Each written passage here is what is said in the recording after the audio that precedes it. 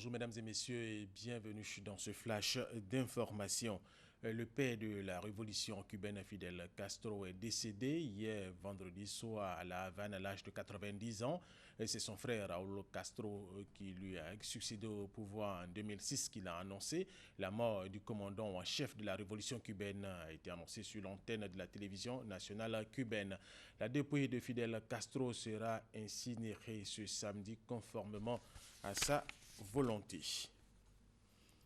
Depuis 2009, le 26 novembre a été déclaré par l'UNESCO Journée internationale des enfants de la rue. La Côte d'Ivoire, à l'instar des autres pays du monde, commémore cette journée. Elle est placée cette année sous le thème « Enfants de la rue » quelle approche famille pour éradiquer ce phénomène. Le message du gouvernement a été délivré par la ministre de la Promotion de la Femme, de la Famille et de la Protection de l'Enfant, une déclaration qui porte sur la solution à ce phénomène.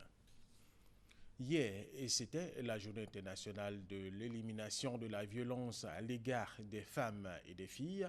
En Côte d'Ivoire, cette journée a été célébrée dans la commune du Plateau par une grande marche organisée par le ministère de la Promotion de la Femme, de la Famille et de la Protection de l'Enfant. Et à cette marche ont pris part plusieurs membres du gouvernement, dont le premier ministre Daniel Kablan-Duncan. Le premier ministre Daniel Kablan-Duncan qui a par ailleurs procédé au lancement des travaux de construction de l'échangeur de l'amitié ivoiro-japonaise qui permettra de réduire les embouteillages à Treichville et à Marcorycou du projet 28 milliards de francs CFA. Wilfried Eman Divé. L'échangeur de l'amitié ivoiro-japonaise, projet phare du programme de dotation de la ville d'Abidjan, d'infrastructures nouvelles de qualité. Daniel Kablan-Duncan, le Premier ministre, et l'ambassadeur du Japon en Côte d'Ivoire, Kawamura Hiroshi, ensemble, posent la première pierre de cet édifice qui apportera une solution certaine à la fluidité de la circulation des biens et des personnes à cette croisée importante de la ville d'Abidjan.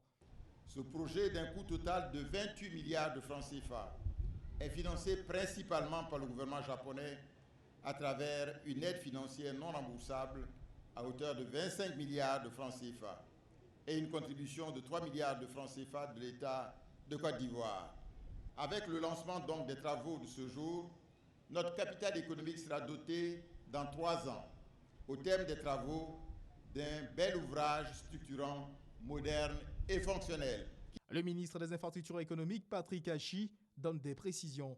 Il était véritablement urgent, après l'échangeur du pont Henri Konan Bédier sur le boulevard Giscard, de se doter d'un second échangeur pour soulager ce bouchon-là, extrêmement important, au niveau du carrefour Solibra, qui, lorsqu'il sera terminé, permettra à partir du pont d'accéder également facilement au nouveau boulevard de Marseille, qui sera donc élargi et permettra de soulager la totalité du boulevard Giscard d'Estaing. Le Japon a décidé, dans un premier chef, d'appuyer l'établissement des fonctionnalités de la ville d'Abidjan en tant que capitale économique de l'Afrique de l'Ouest. Cet appui à la ville d'Abidjan vise à promouvoir davantage de développement en Côte d'Ivoire. La Côte d'Ivoire et le Japon, 55 ans de coopération. Avec la construction de cet échangeur, le temps de parcours sur ce trajet sera réduit de 1/5.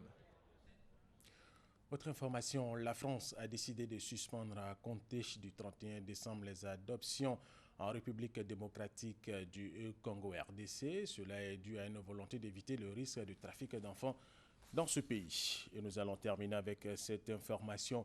En Turquie, plus de 6 000 enseignants turcs qui avaient été suspendus après le putsch manqué en juillet dernier ont été rétablis dans leurs fonctions. Selon le ministère de l'Éducation turc, ils étaient soupçonnés d'avoir des liens avec des organisations terroristes. Et c'est la fin de ce flash d'information. Merci de l'avoir suivi. Je vous retrouve tout à l'heure à 13 h.